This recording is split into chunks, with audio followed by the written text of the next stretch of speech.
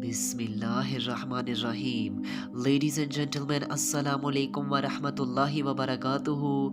नाज़रीन कराम, आज की इस वीडियो में हम फैमिली प्लानिंग एंड एबॉर्शन के हवाले से कुछ डिस्कशन करने जा रहे हैं। आप सबसे गुजारिश है कि अगर आपको हमारा मैसेज पसंद आए तो हमारे इस पैगाम को अपनी कम्युनिटी के दीगर अफराद तक भी शेयर कीजिए और इस कार खैर में हमारा साथ दीजिए। तो आइए बिना टाइम वेस्ट किए अपने आज के इस यूनिक से टॉपिक की जानिब बढ़ते हैं।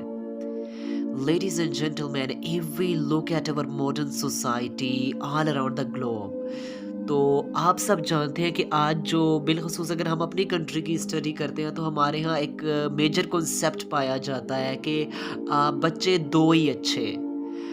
हाँ, रियलिटी में आप देखते हैं तो किसी के यहाँ 3 भी हो जाते हैं, किसी के यहाँ 4 भी हो जाते हैं, किसी के यहाँ 5 बच्चे भी हो जाते हैं। लेकिन जो एक मेजर कॉन्सेप्ट पाया जाता है, जो टीवी मीडिया, जो टीवी ड्रामास के ज़रिए से, मीडिया के ज़रिए से दिखाया जाता है कि बच्चे 2 ही अच्छे हैं।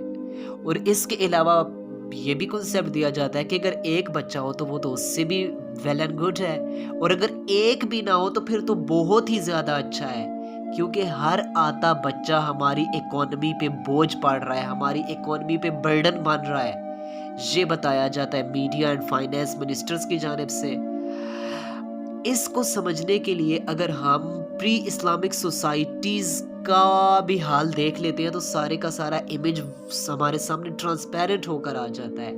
उस सोसाइटी की क्या करेक्टरिस्टिक थी, उस सोसाइटी का क्या माइंडसेट था।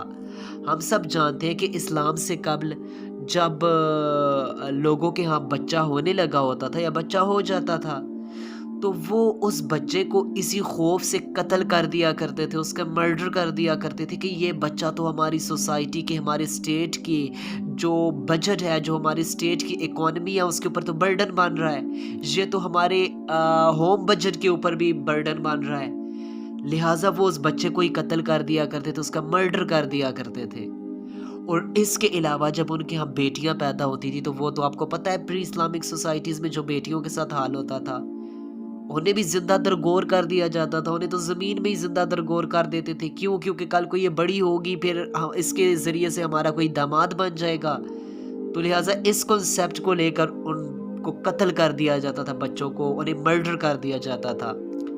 लिहाजा अब उसको सामने रखकर आज की 2023 की आप सोसाइटीज़ देखें, सेम वही माइंडसेट पाया जा रहा है, सेम वही माइंडसेट पाया जा रहा है।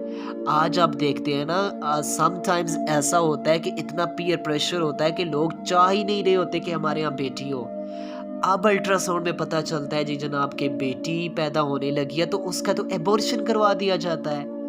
क्या ये हम प्री इस्लामिक सोसाइटीज़ को फॉलो कर रहे हैं या इस्लाम को फॉलो कर रहे हैं? इसके अलावा फिर हमें जो खौफ होते हैं कि हमारी इकोनॉमी पर, हमारे होम बजट पर बहुत बोझ पड़ जाएगा अगर बच्चा पैदा हो गया, तो लिहाजा हम तो इससे बहुत ज़्यादा मेंटली तौर पे डिप्रेस हो जाते हैं। जबकि इस्लाम ने आपको कॉन्सेप्ट दिया है, सूरह बनी इसराइल वर्स नंबर 31, उसमें बताया गया है कि अल्लाह ताला फरमा रहे हैं कि जिस तरह हम तुमको रिस्क देते हैं तो इसी तरह हम तुम्हारे बच्चों को, हम तुम्हारी औलादों को भी हम ही रिस्क देंगे ना। उनकी रिस्क की जिम्मेदारी तो हमारी है। जिस तरह हम तुम्हें रिस्क दे रहे हैं उसी तरह हम उन्हें भी रिस्क देंगे।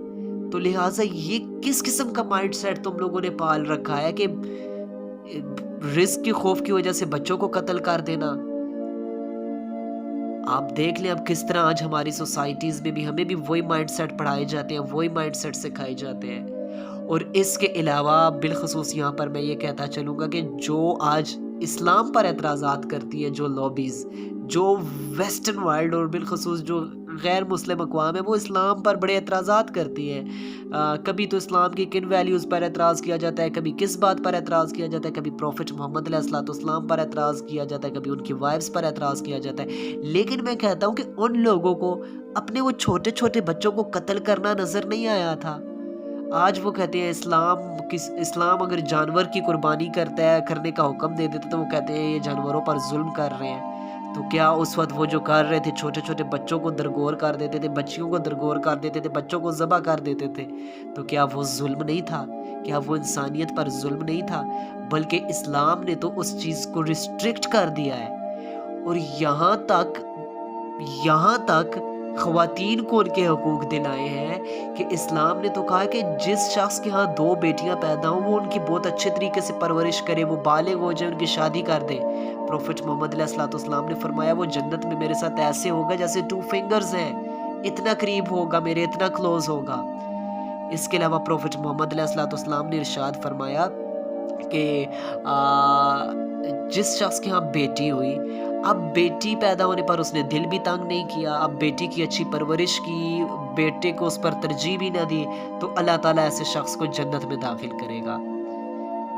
اب آپ دیکھیں اسلام نے تو ہر جگہ پر آپ کو سہولت دی ہے، آپ کو رائٹس دیے ہیں، تو لہٰذا آپ کہتے ہیں کہ اسلام نے یہ کر دیا تو اسلام نے وہ کر دیا۔